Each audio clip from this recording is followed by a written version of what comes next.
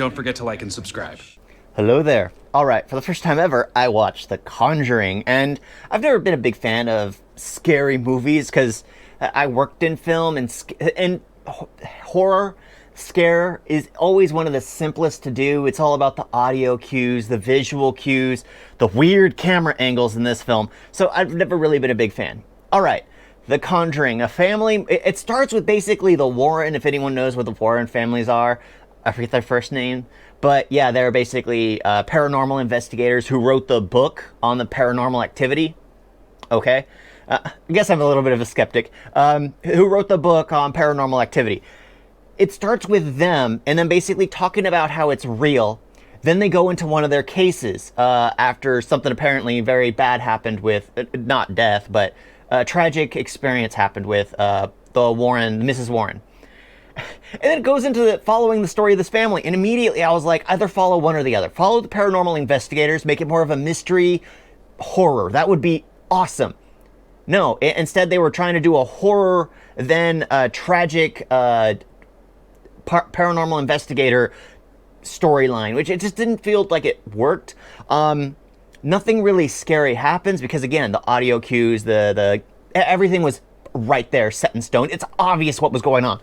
The worst thing, like the best scene for me, and then the worst line came right after. So the best scene was the girl's I forget her name, but she was basically being grabbed by one of the spirits and then being tugged out of her bed, and she apparently is more susceptible to seeing the ghosts.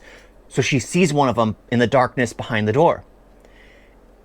And all of a sudden, the audio seems to slowly, I mean, you can tell it's gonna be a jump scare, but the way it went just felt so smooth. And then the door slams and the girl starts screaming, and the parents jump up and have to run to the room, break down the door, and try to see what's going on with the daughter.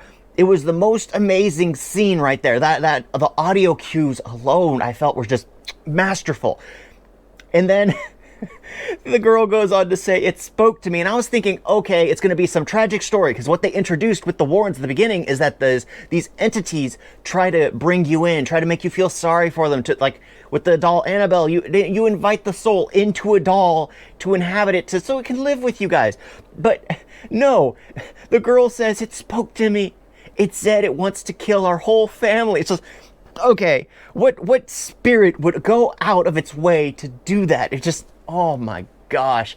I had so many little issues with this movie, because the only vital character that died was that poor dog.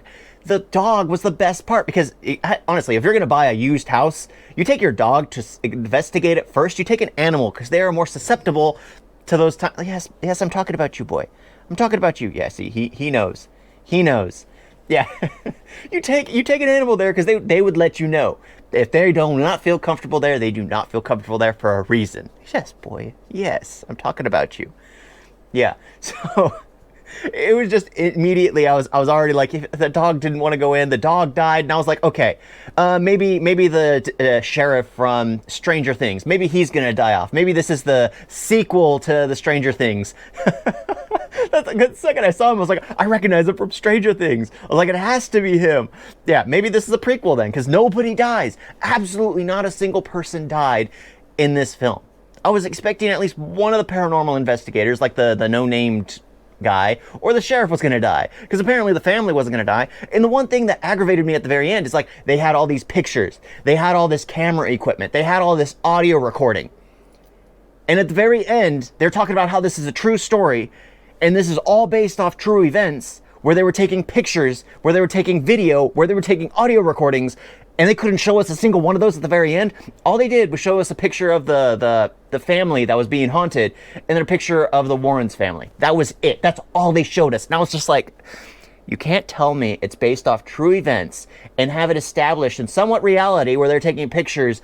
They had cameras in every single room, which were taking pictures in every single room. They had camcorders. At least show us the camcorder footage. At least showed us what they showed the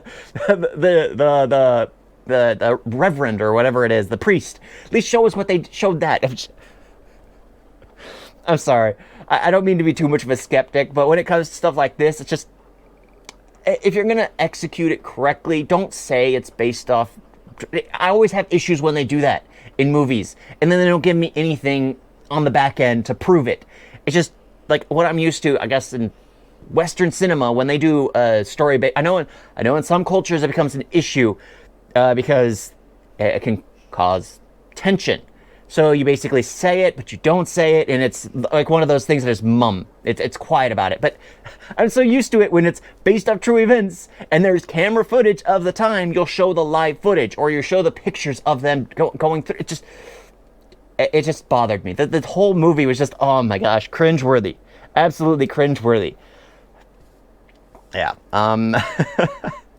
I don't know how much more I can complain. Well, there's much more I can complain about. And the fact that I didn't get scared once, I was just rolling my eyes through the entire... Because everything was predictable. Everything was predictable because of the sound cues and everything. The only sound cue I really did enjoy because it was so well done was the first one. And after that, they had weird camera angles. Oh, before that excellent sound cue, they had this awkward camera angle where she's looking underneath the bed and then it flips from upside to... It made me dizzy. It made me really dizzy. They kept doing that like 3 times through the film where they would just rotate the camera, and it's just like, don't do that just to make us feel just uncomfortable. It just doesn't work. It makes us feel dizzy more than anything. You have to, as people who are viewing it, we're not turning our heads upside down to look under a bed. You want to make the audience do that on their own. You don't want to force them to look upside down.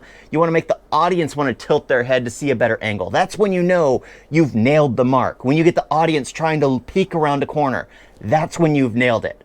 They're actually moving in their chairs. You don't move the camera for them. That's not how it works. Sorry.